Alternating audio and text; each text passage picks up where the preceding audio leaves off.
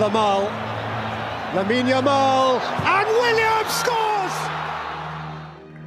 দুই champion Argentina স্পেনের Finalissima কবে?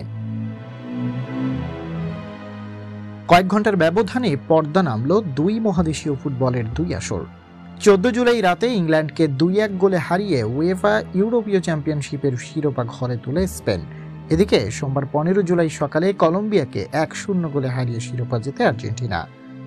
ইউরোকাপের 17তম আসরে ইংল্যান্ডের হৃদয় ভেঙে রেকর্ড চতুর্থবারের মতো শিরোপা নিজেদের ঘরে তুলেছে স্পেন।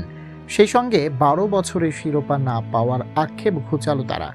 কোপা চ্যাম্পিয়ন আর্জেন্টিনা 23 বছর শিরোপা খরায় ভোগা কলম্বিয়াকে হারিয়ে টানা দ্বিতীয় এবং টুর্নামেন্টের সর্বোচ্চ 16তম শিরোপা জেতে।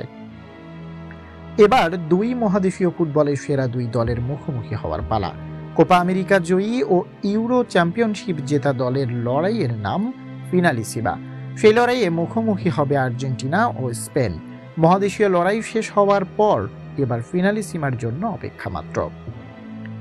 কনমেবল ও উয়েফা ইতোমধ্যে এটা আয়োজনের সবুজ সংকেত প্রদান করেছে, তবে কবে আয়োজন করা হবে এই ম্যাচ সেটা নিয়ে নির্দিষ্ট তারিখ চূড়ান্ত হয়নি।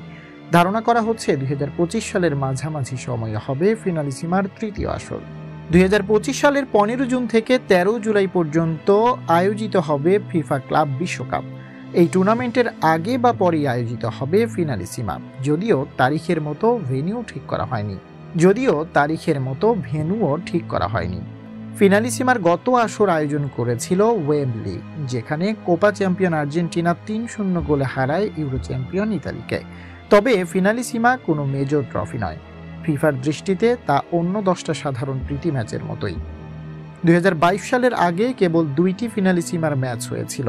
এর আগে 1985 এবং 1993 সালে আয়োজিত হয়েছিল এই প্রতিযোগিতা।